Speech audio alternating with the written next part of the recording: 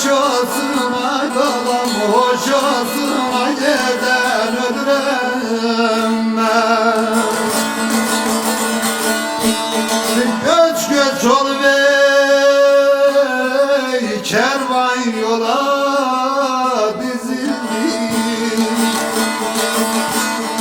Ağla gözüm ela gözler, yaş olsun ay eller, yaş olsun ay eller, yaş olsun yok.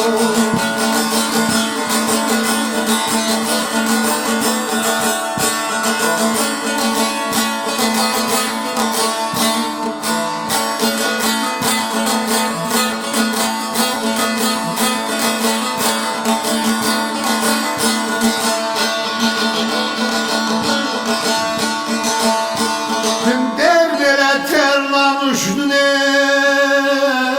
baykuş tuttu yurdunu.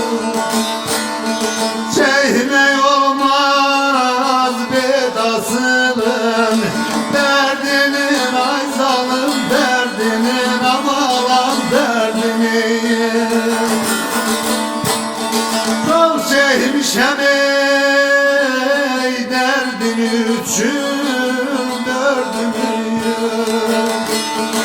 Boynumu da çekem derdim, beş olsun ay balam, beş olsun ay dedem, beş olsun yok.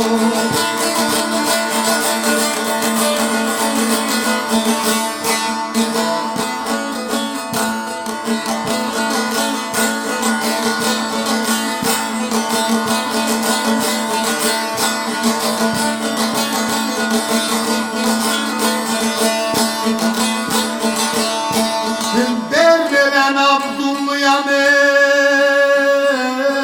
kaldım dünya malına. Pembesine yeşiline, alın ana gelin, alın ana gelin, alın ya. Her kuş uçar konarken İnnen bere bizim dağlar, hoş olsun ay balam, hoş olsun ay dedem.